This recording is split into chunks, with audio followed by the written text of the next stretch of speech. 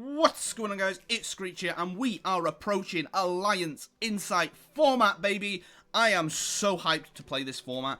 It's really revitalized my joy for the game. Last format I didn't really play too much until we got the ABC support, because that is another one of my fan favorite decks. But Alliance Insight really has sparked my interest in the format again. Reason being, we are getting support for two of my favourite decks of all time, being Live Twin and Eldritch. We're also getting some meta support in decks like Ryziel and Malice, and also potentially brand new decks that are going to be meta powerhouses as well, like Regenesis. Alliance Insight format is really bringing my joy back into the game, and more importantly, it's also going to be the format that we're playing going into Nationals and Euro season.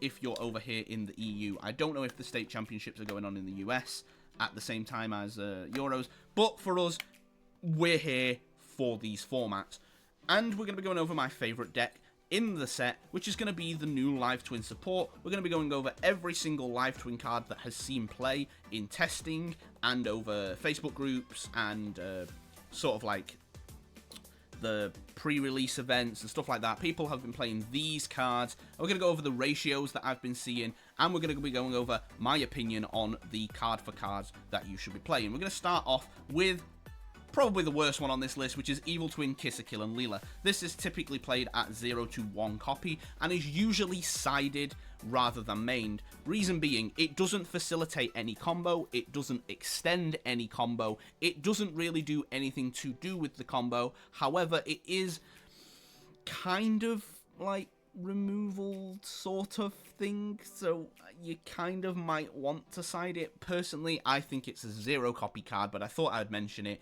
But there is an argument to play one.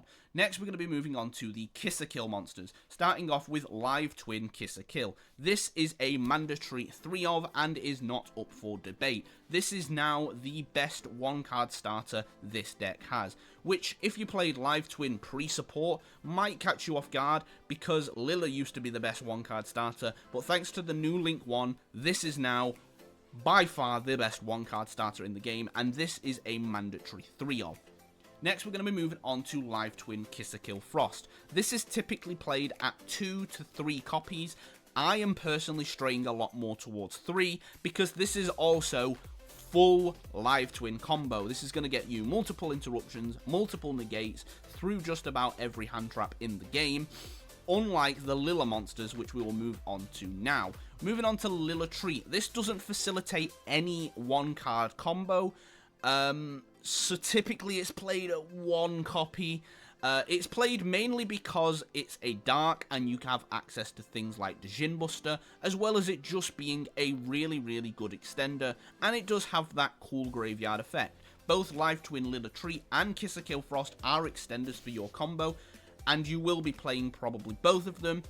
But Kissakill Frost is also a starter, whereas Lilla Treat isn't, so you're typically only going to play 0 to 1 copies.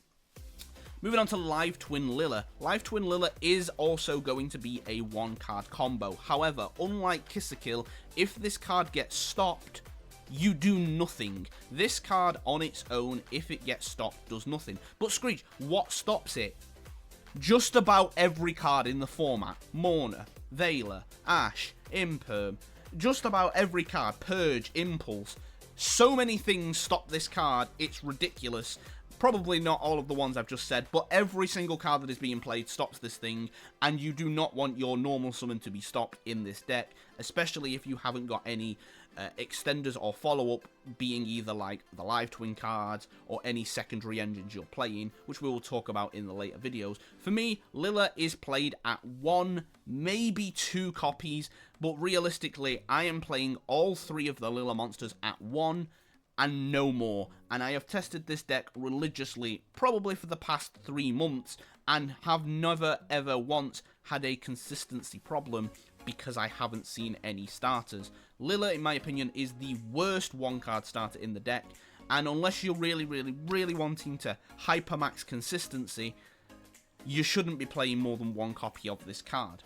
However, Lilla Sweet, there is an argument for playing more. You only need 1 to facilitate the combo, and you will be sending it for cost during the combo.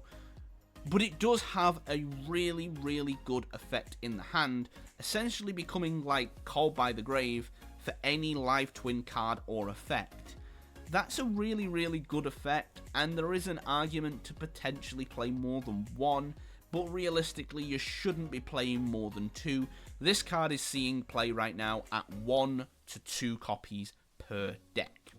Next, we're going to move on to, we're going to actually switch these around, Live Twin Sunny Snitch. This is going to add any Live Twin monster from your deck to your hand, and this does really, really good. It's going to get you your Kiss-a-Kill, it's going to get you your extenders, it's going to get you whatever you need. This is also a mandatory 3 of in any Live Twin build.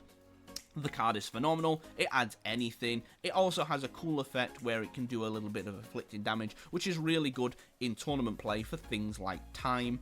It's, you know, it pseudos as a kind of win condition in time on its own, but mostly it's there to add your combo pieces, add your starters, and just facilitate everything. And the last card is also a little bit controversial, which is Secret Password. This adds any live twin or evil twin spell or trap. Now there's a vast amount of them. As you can see on the side where I've searched, there's Channel, there's Challenge, there's GG Easy. You don't play any of them, you're just going to play the Sunny Snitch. So if you want to boost consistency, there is an argument to play Secret Password. This card is seeing play right now at 0 to 3 copies. I personally am a little bit more towards 0, solely because this card plays into Draw and Lockbird, which is very, very, very, very, very, very prevalent in the format right now, thanks to Mitsuguri Raizio.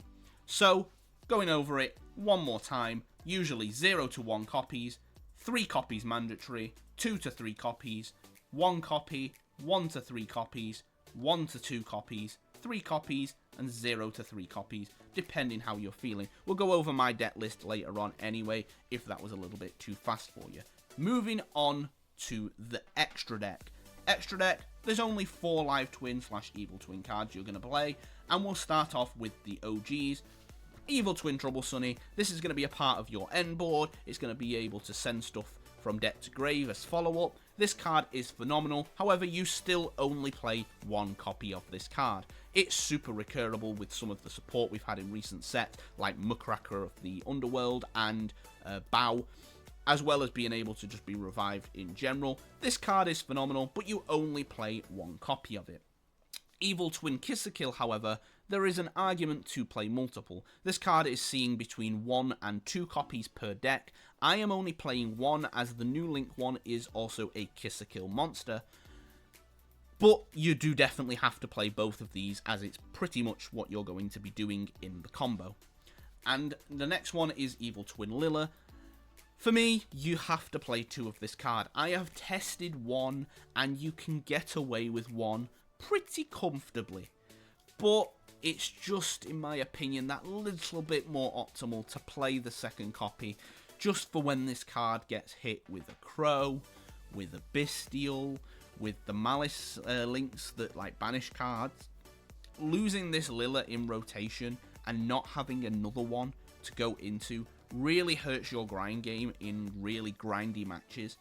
But you don't need any more than 1 if the cards I've just mentioned aren't really relevant in the format. My opinion though, this thing is played at 2. And the last one is the brand new Link 1 monster. Here she is, Live Twin Kiss-a-Kill Deal.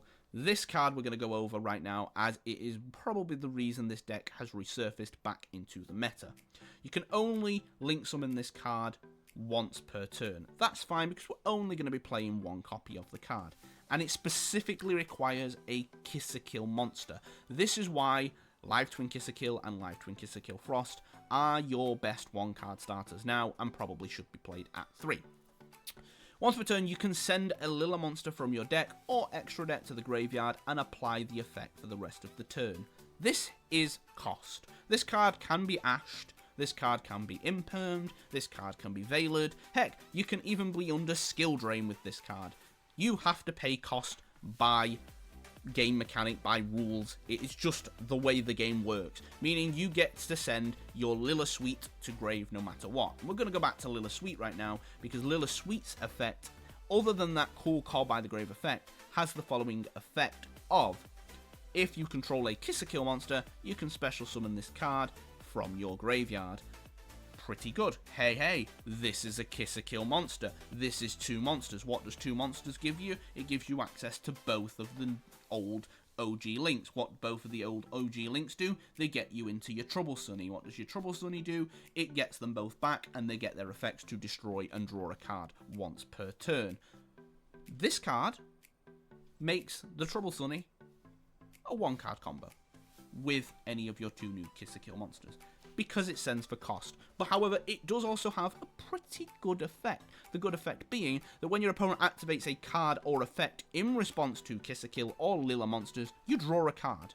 Meaning that after you've resolved this effect, or climb into these, and they attempt to hand trap them with Ashes, with Bystials, with Crows, with Veilers, because they are going to be needing to be addressed, because otherwise this deck spirals into such a big advantage, which is what makes the deck so strong. You're going to get the draw anyway.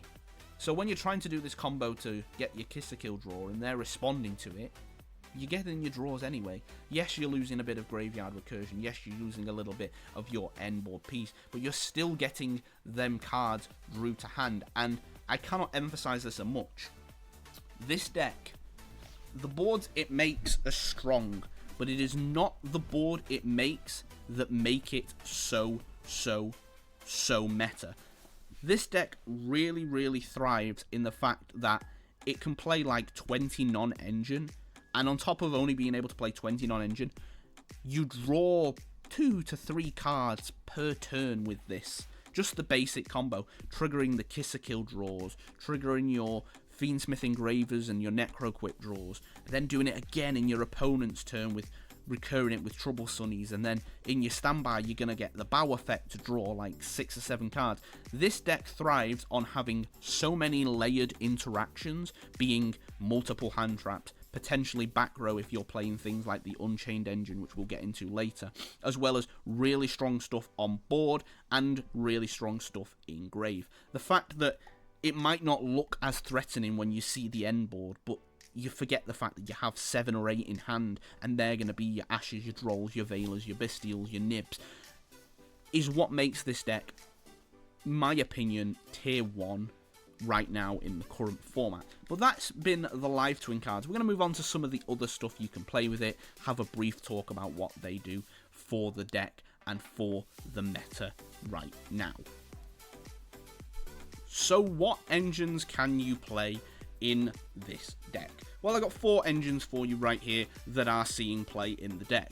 But I'll be honest, the Fiendsmith engine is by far leaps and bounds above every other engine. But we're going to talk about them all anyway. Starting off with Sprite. All your live twin cards are level 2. Sprite obviously gives you access to cards like Gigantic Sprite, which will mean that no matter what, you probably have access to your live twin cards, which will then go ahead and fizzle into whatever you want to do with the live twin cards. As well as that, Sprite have access to Carrot and Red, which are both negates to help play through things like Nibiru and various hand traps. They also have access to stuff like Gigantic Sprite, like I said, to get access to your live twin cards. And they're also really consistent. Nearly all of them are going to add stuff, especially the ones you play at 3, which will be like Blue Jet and Starter. But they all pretty heavily play into Droll and Lockbird, which I did say is very prevalent in today's format, and that could become a problem very quickly. Moving on with that problem with Droll and Lock format is Runic, and Runic Fountain is a phenomenal card. Like I said in the last little bit, this deck really thrives on layered interactions. The fact that you have interactions from hand, which are almost impossible to respond to, and the Runic cards are also pretty much all from hand, especially when you have access to Runic Fountain. On top of that, you're going to get to put them back and draw multiple cards, meaning that your consistency is even higher than it was before. But again, it falls under the problem of Droll and Lockbird. But I will say the Runic engine, it has potential. When Droll maybe slightly divers out of the format, when we get a more distinctive tier list of what is the best deck, which I'm pretty sure is just Malice anyway. But you know, let's be open-minded and say it that right now the format is unsolved. Runic has potential to be that better engine or a third engine paired with this deck. But let's be fair, it's just not Fiendsmith, and Fiendsmith is just the best engine in the game. Not even just for Live Twin. This is probably the best secondary engine in the game. No matter what you're playing, you're probably going to try and find ways to put these cards in your deck, because this engine just offers so much. It offers Caesar to play through Nibiru and various hand traps. It offers Desiree, which is multiple on-field negates. It offers a Chaos Angel, which is a out to so many cards, and then is such a problem to out on the follow-up. It's just so good. It has recursion. The Fiendsmith engine is just so good, and the reason it's so good in this deck is because Evil Twin Kister Kill Deal is a light fiend, guys. Why is it a light fiend? It's like it was just made to be played with the Fiendsmith engine. The Fiendsmith engine is seeing so much play right now because of things like Moon of the Closed Sky, which is just a generic link to light fiend. We don't even play Moon of the Closed Sky because we already have a light fiend monster that just pivots into the Fiendsmith cards. Now, I understand the Fiendsmith stuff is a little bit expensive if you didn't pick up Tract and Lacrima and Requiem when they were all like £5 each, because you didn't want to pick it up because Engraver decided it wanted to be like £70, and now the whole dynamic has flipped. Engraver's been reprinted in Rarity 4 and is like a £5, and Tract, Requiem and Lacrima are going to set you back like £70 now. So I understand that the engine isn't super budget, but if you want to play this deck at the highest potential, you are going to want to play the Fiendsmith engine. It is undoubtedly the #1 engine to play with it. And I think the Unchained engine is also up there. I actually do play the Unchained engine as well. Why do I play it? It offers a, again, more layered interruption. By playing just one Shavara and one Abominable Unchained, you have access to multiple other disruptions, being either the Unchained Trap, which will revive Rage, which will go into things like SP. That's 2 pops on its own, as well as having Shavaras in your deck, being able to dodge certain target-in interactions like Imperm and Veiler in very niche situations, but it does come up. This effect, also being a quick effect, is really, really strong for also protecting your end board. When you follow up and your opponent only has like the Imperm, which is probably correct to save, you go ahead and you do your full combo, go into your opponent's turn. Your opponent's going to start by Imperming maybe the Desiree or the Bow. Being able to use the Bow effect, chain the Shavara, still keep the names, etc, etc. It just plays through a lot. Maybe not that situation exactly, but it just plays through a lot, being able to dodge certain things. The cons of it is its size. It really is small. You will play 1 to 2 copies of Shavara, and you will play a Rage and a Yama, and it offers way more than it should.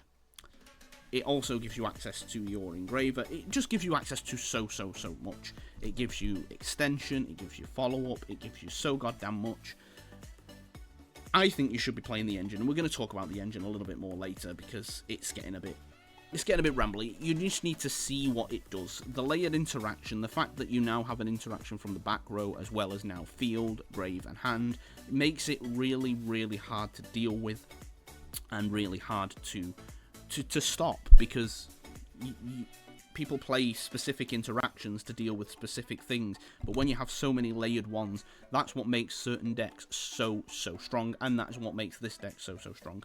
And we're going to just briefly talk about Muckraker from the Underworld and Abauku real quick. Abauku, probably the best like fiend end board piece in the game. It offers just so much, being able to destroy a card, being able to revive your Trouble Sunny, your Kisser Kills, your Lillas, being able to revive your Unchained Soul of Rage if you're playing it. So strong, and then it's obviously going to come back, become a bit more of a prevalent threat on the follow-up, because during the standby you're going to draw equal to the number of different monster types in your grave, that being all of your Fiends, all of your Cyberses, all of your hand traps, which if you go over the hand traps that you're going to be playing, Droll's a spellcaster, Veiler's a spellcaster, Ash, Bell, all of those are zombies.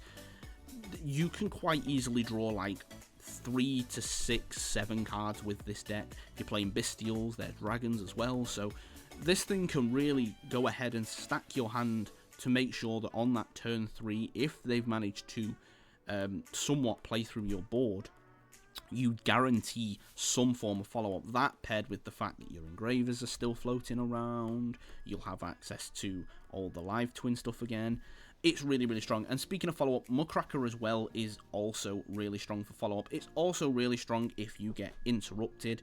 If you get hand-trapped at certain points, Muckraker can come and revive cards and help extend. And although this card cannot be linked the turn it is summoned, you can actually use Shavara to pop it, which will get it out of that extra monster zone, give you a Shavara so it kind of replaces the body, and then be able to combo up and link up from there. I really think this card is super strong in the deck, and I think you should be playing it. And we're going to briefly talk about some cards I haven't mentioned. The main card I really want to talk about is Signet Mining. It is also another starter as such, and it does play a little bit around Droll and Lockbird, because you're going to be searching the card that gets you to the combo, being the live twin Lilla. But like we just said earlier, Lilla is the worst starter in the deck, and if you're going to be playing things like Signet Mining to add and discard a card, you're not gaining any real advantage from that. Just to get a starter that doesn't lose to Droll, but then also loses to Imperm and Ashes and Pulses and Veilers, it's just not worth it, in my opinion, to play it. But it is a card that people are considering, so I just thought I would talk about it real quick. Now let's move on to a couple of deck lists, and then we're going to go ahead and show you some of the basic combos. Okay, so we're going to be mostly focusing on the Fiendsmith and the Unchained stuff in this video, but I thought I'd just throw up a Sprite Runic version of the list right here, because it is a really popular. Sprite and Runic are two very fan favorite engines. This is kind of what a Sprite Runic list would look like. I found this on the internet and was kind of like, this is cool, and I've play tested a few games with it. It's okay. It does what it's meant to do. The Sprite stuff help you get into your live twin stuff a little bit more consistently. Also help you set up things like IP into SP, and also link climb up into a Baoku. And of course, the live twin stuff is going to do the same in this deck as it's going to in the other deck. Plays 8 non-engine. I opted for Imperms, Ashes, and Nibs. And yeah, obviously all of the Runic cards have layered interruptions as well. It's a pretty good list. Would I recommend it over the Fiendsmith? No. But it's a pretty good list if anyone's interested in playing the Runic Sprite stuff. Here's a basic list of what that will look like. Alrighty, so let's move on to the list that I am playing. I'm still working on a couple of things in this list, but it's mostly to do with non-engine spots. This is the list that I have tested online pretty much for the last 3 months. Obviously, like I just said, bar the change for non-engine. This is the list, and we're going to talk about it pretty much card for card. So we'll start off with the live twin package. 3 Kissakill, 3 Kissakill Frost, like I said earlier, is the best one-card starter in the game, and one of each of the Lillas. There is arguments to play more, but I opt for one of each for that reason. And then, of course, 3 copies of the Sunny Snitch, because it is probably the best searcher. It just is the best searcher we have. There's no could be, it just is. And no secret password, because it does play into Droll too much. For the non-engine, I want to talk about it real quick, because there's a lot of controversy around it. I am slowly, and I mean slowly, transitioning to Fua in the main. If you go ahead and look at MCOL40's most recent video, which was probably the first big Aelan tournament we had, the top 16, all 16 lists were on Fua in the main. I personally am not a fan of Fua in the main, because of course you are going to sometimes win the dice roll and forced to be going, obviously opt to go first, which means it's a dead card. You're going to be drawing into multiple things. Again, drawing into Fuas does nothing, and that's why I am personally a fan of siding it over maining it, but it is kind of straying towards Fua in the main. There's also an argument to be playing Meowled in this format, because Malice could be the best deck, but that's to do with that. The second thing I want to talk about is why I am playing Mourners over Imperms. I have put an Imperm in there just to show you. It does also double up as a potential crossout target, but of course crossout is at 1, so you don't want to be playing specific stuff just to counter crossouts. I am opting to play Mourners over Imperms right now, just because, like I said, you draw multiple cards, even in your opponent's turn. You don't want to be drawing hand traps that you cannot activate. Drawing an Imperm during your opponent's turn, which is much more likely if you're playing 3 of, means you're going to have to draw it, It's going to do nothing during their turn. You're then going to go ahead and play your third turn and set it. You're going to then have to wait for your opponent's fourth turn, or the fourth turn, which will be your opponent's second, just to potentially activate it. That is just far too long for a game of Yu-Gi-Oh! That is never going to happen, which is why I have opted to pretty much cut Imperm entirely. I have put one in here. It does double up as a cross-out target. There is an argument to play it, but in my opinion, you just don't want to play it in this list. I am welcome to hear that. Nibs and Bestials also kind of interfere with your combos, especially if you're playing multiple copies of Lilla. If you're playing multiple copies of Lilla, you probably don't want to be playing Nibs and Bestials, because you need your Lilla's effect to resolve to summon another Live Twin card just to do any combos. If you are not playing maximum copies of Lilla, you're fine. You can go ahead and nib in your opponent's turn, you can go ahead and activate Bestials, and then just normal summon a Frost or a Kiss-a-Kill, and still facilitate the full combo just perfectly fine. The last stuff I want to talk about is the Unchained stuff. Like I said, huge fan of it, and it's actually not the last stuff we want to talk about, because we also want to talk about the Fiendsmith stuff, which is Engraver and its ratios. You can play one. You can also get away without Tract and without Lurry, but it is not optimal to remove those from the list. And more importantly, Engraver, I think, should be played at 3, because it gives you access to just drawing it. Like, you can, if you draw it, you can just make Caesar as your 5th summon, or, you know, force the nib out early and then resolve all of your Live Twin stuff uninterrupted. It's pretty strong to draw. It's not the end of the world if you don't draw it, because you will still have full access to it with the Live Twin cards. And if you don't open any Live Twin cards, but you open like Engraver and 4 hand traps, that's still ridiculous, because you can still make Caesar or Desiree with 4 hand traps in hand, which you might think, oh, that's a 5-card combo. That happens. It's happened a few times to me where I've opened like Engraver, Magna Hut, Nib, Morna, Ash, and I'm like, cool, this hand is still ridiculous. Your opponent is going to do nothing, and all you have to do on the follow-up there is draw any Live Twin card, of which we're playing like 15, so you have a high chance of drawing a Live Twin card at some point, and that will then, because you have extra bodies with the Engravers, just sort of go up into your Macrackers, into your Lillas, into your Kiss-a-Kills, etc, etc, which we're going to go ahead and talk about now. But this is the Live Twin Fiendsmith list that I have been playing online for the past few months. You will have seen it if you're in the Facebook group. It's playing the new trinity of called by talents and crossout, as well as a bunch of non-engine, and the side deck as well, of course, is also format dependent. But let's go ahead and talk about the basic combos. Okay, so we're going to go ahead and show you the basic combo. This can be done with Kiss-a-Kill and can be done with Kiss-a-Kill Frost. The only difference is, if you use the Kiss-a-Kill Frost as your starter, it doesn't completely play through Nibiru. It does still do something, but not as optimal as just the Kiss-a-Kill. This can also be changed if you open up Frost and any starter like Treat. However, you need 2 bodies to do the combo without needing to use the Fiendsmith Engraver Engrave. I had this conversation with someone online the other day. You do not need to activate the Engraver Engrave, which means you can do this entire combo through Nibiru. There is no real point to Nibiru this deck. No matter where you Nibiru it, you will still have some form of interaction on board, and you will potentially have gone through all of your other stuff, meaning basically you have back row interruption, grave interruption, or additional hand traps because you have drew. So we're going to go ahead and go normal summon Kiss-a-Kill. Kiss-a-Kill effect will summon a Lilla from deck. I always opt to go for Lilla Treat, just because if you draw the Lilla later on, it could still potentially do a combo if your opponent is in like a top decking war, doesn't have any interruptions, etc, etc. We're going to go ahead then and make a Kiss-a-Kill deal. Kiss-a-Kill deal will send 4-cost Lilla Sweet, meaning if this gets impermed or veiled, you are fine. You're going to go ahead then and activate Lilla Sweet and summon it back. You could here potentially make Djinn Buster, which will be, of course, another layer of interruption, allowing you to potentially play through the Nibiru.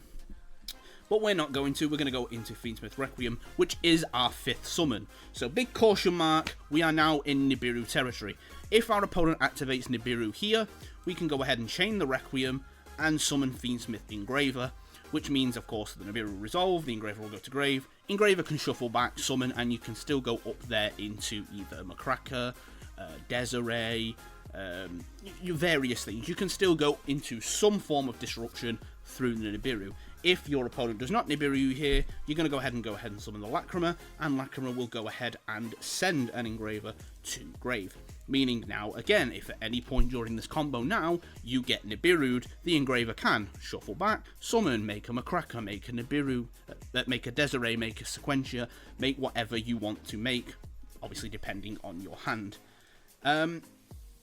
We'll then go ahead and make a Lilla, and Lilla will go ahead and revive. Another thing to note, this Lilla is not targeting. This can play through Crows, can play through Bestials, can play through the Malice links. I saw a video on the DB Grind the other day of a guy that was playing. The opponent asked for target, he claimed a target, the guy crowed him, and he just couldn't combo. Completely incorrect. This thing does not target. You will get this summon no matter what, unless your opponent has double DD Crow, double Bestial, Malice is both of them, etc, etc. We're going to go ahead then and go into Kiss a Kill. Kiss a Kill will go ahead and revive. We will get back the Lilla. And we can then not opt to destroy our own stuff, because that's a bit silly. Go into Trouble Sunny. And Trouble Sunny will go ahead and get us both of our guys back all nice and shiny. We will actually opt to use it now. We will opt to use the Kiss a Kill and draw a card. Hey, our 20 odd non-engines coming in clutch, we've drew a hand trap. So we will then go ahead and use both of these to go into Unchained Soul of Yama and activate Yama in order to search us a Shavara. We will then go ahead and use both of these to go into Unchained Soul of Rage, and we will go ahead and activate Shavara to pop Rage. And Shavara will summon, which will now actually trigger both of these, the Yama and the Rage, in order to summon back and in order to add to hand. We can add any Light Fiend back, we're just going to add back Engraver. Why are we going to add back Engraver? Because this is going to allow us to play through even more, because we can now just go into Fiendsmith, into Tract into Lurie. Lurie's going to give us our extra body, meaning at any point we do not need to use this Engraver. We can go ahead and add Lurie, discard Lurie, Lurie's going to summon. And even now, we are still fine. If our opponent Nibiru's us here, which is another point where we can be nibbed, it's fine. We're going to have Desiree access with the Engraver. We're going to have the Shavara getting us the trap anyway, which is about what we're going to do now, because we're going to go ahead and attempt to make the Desiree now by going into Sequentia and activating the Shavara, getting us the Abominable Unchained. This is another good point to Nibiru. If our opponent Nibiru's us here, we don't really care. We've drew a card, we have full Live Twin access in the grave, we now have access to the Abominable Unchained, which is going to be at least 2 pops, potentially 3 pops in our opponent's turn. We don't care. Nibiru, we don't care about Nibiru. Please, guys, stop saying Nibiru's a problem for the deck. It's just not. Go ahead and activate Sequentia, attempt to summon a Desiree, shuffling back all of our shiny things. We could potentially shuffle back these 3 here. And if you're making a Desiree here, which is fine, if you have a second Desiree, or even if you don't have a second Desiree, this actually leaves the Lacrima and the Requiem engrave, which means we can, during our opponent's turn, still have access to get an Engraver in the grave, or if you're playing a second Desiree, you can still have access to do Paradise and plays with that card.